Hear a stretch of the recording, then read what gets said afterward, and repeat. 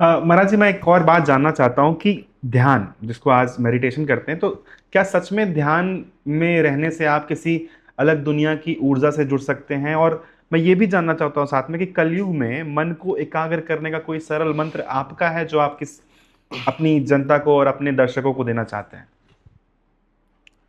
इस कलिकाल में अगर हमको अपने मन को सरल और सहज बनाना है तो सर्वप्रथम बात यह है कि हम शुद्ध रूप से एक मानव बन जाएं। और जब तक हम मानव बनेंगे नहीं ना, तब तक हमारे ना जीवन में शांति आएगी, ना सरलता आएगी, ना सहजता आएगी, और ना भगवान की कृपा प्राप्त होगी। आपको मैं बताऊं कि अन्य युगों में क्या होता था कि देवता अलग होते थे, दानव अलग होते थे।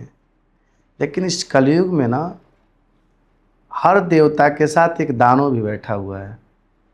अब तय करता है कि आपने दानव दानव का आवाहन किया है कि देवता का किया है। इस कलयुग में हर शरीर के अंदर एक दानव बैठा हुआ है। अगर आप दानव का पसंदीदा अगर आहार सेवन कर रहे हैं तो आपके अंदर एक दानव ही तैयार होगा। और आप अगर शुद्ध रूप से अगर दाल चावल सब्जी रोटी का सेवन करते हैं, शुद्ध शाकाहारी बनते हैं, तो आपके अंदर से आपके ऊपर भी एक देवता की कृपा होगी और आपके अंदर के जो देवता होंगे वो जगेंगे। हर व्यक्ति के अंदर भगवान का वास होता है। ये सब लोग मुझसे भी कहते हैं और मैं भी सबसे कहता हूँ कि भगवान कब किससे कैसा कर्म करा दे यह किसी को नहीं पता है। लेकिन उस कर्म से पहले हमारे विचार इतने शुद्ध हों और हमारी शरीर में इतनी पवित्रता हो और हमारी पात्रता इतनी सुंदर हो कि भगवान की विशेष वह कृपा हर व्यक्ति और हर जीव के ऊपर बरसती रहे। लेकिन यह तभी संभव है जब व्यक्ति भी अपने कर्मों को अच्छे ढंग से करेगा और अपने कर्म को अच्छा मतलब एक अच्छा कर्म करेगा। कर्म तो सब लोग करते हैं, एक बुरा भी वो भी कर्म है, एक अच्छा भी वो भी कर्म है। लेकिन एक अच्छा कर्म करें, एक सुंदर भोजन करें, सुंदर विचारों के साथ अपने जीवन को जिए, तभी जाकर उस व्यक्ति के जीवन में सब कुछ प्राप्त होगा। और अगर खान पान शुद्ध हो जाएगा, अगर वो अपने शरीर में से अगर दानों को नहीं जगा रहा है और देवता को, जो देवता हमारे अंदर हैं, जो हमारे शरीर में जो भगवान हैं, अगर हम भगवान को जगा रहे हैं और सच में अगर भगवान की पसंदीदा जो कार्य हैं वो कार्य अगर हम अपने जीवन में कर रहे हैं या उन कार्यों को अगर उतार रहे हैं, तो हमारे अंदर स्वयं भगवान जगेंगे। और फिर हमारे अंदर कोई ना बुराई रह जाएगी, ना कोई कमी रह जाएगी, और हम पे खूब कृपा बरसेगी और हम भगवान की भक्ति को भी प्राप्त कर पाएंगे।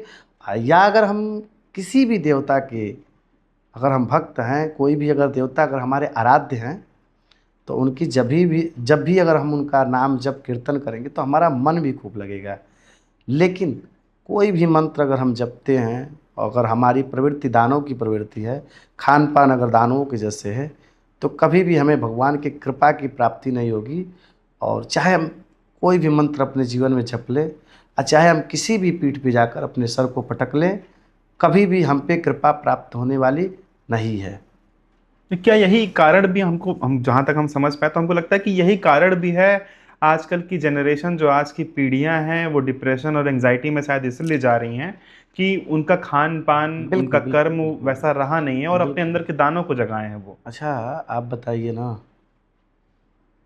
एक संत जो होते हैं, आप किसी संत को देखिएगा, उनके विचार इतने पवित्र क्यों होते हैं?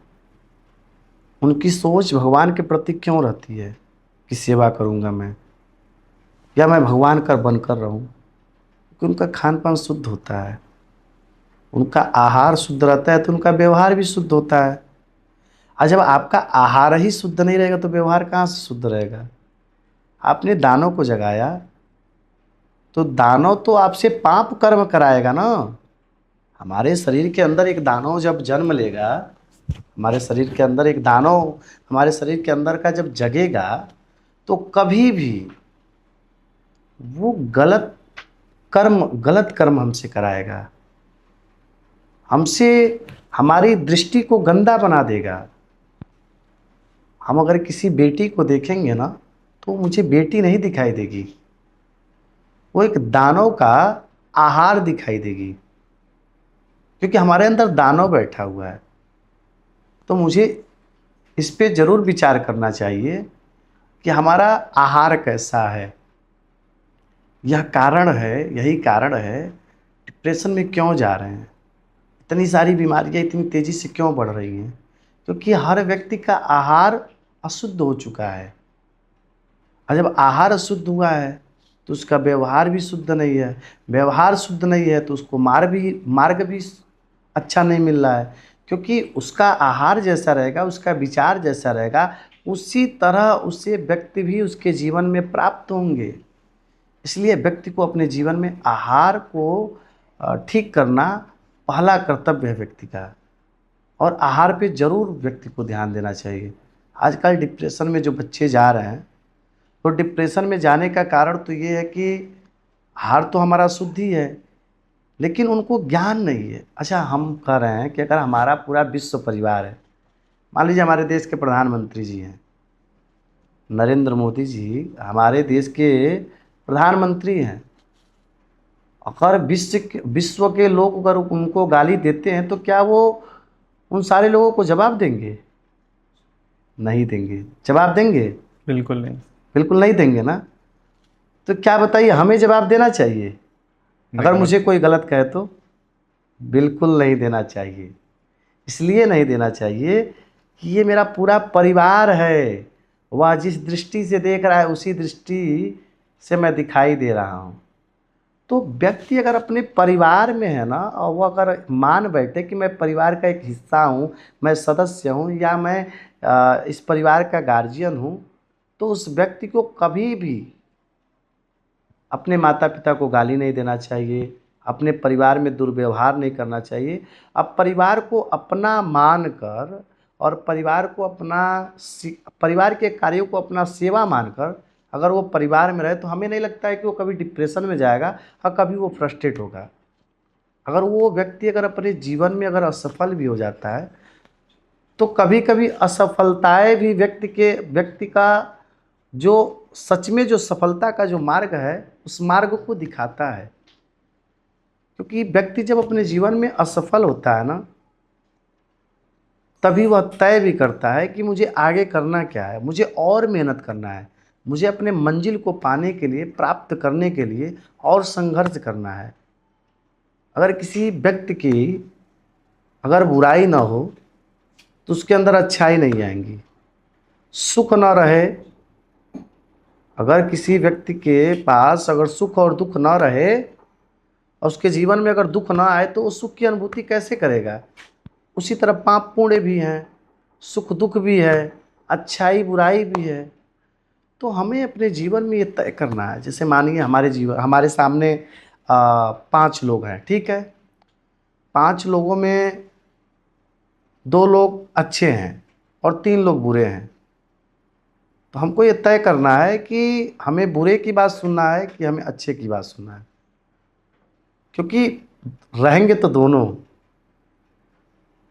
ऐसा कभी हमारे जीवन में नहीं होगा कि अगर हम सत्य के मार्ग पे चल रहे हैं तो हमारे साथ असत्य नहीं है, अगर हम धर्म का कार्य कर रहे हैं तो हमारे साथ पाप नहीं है।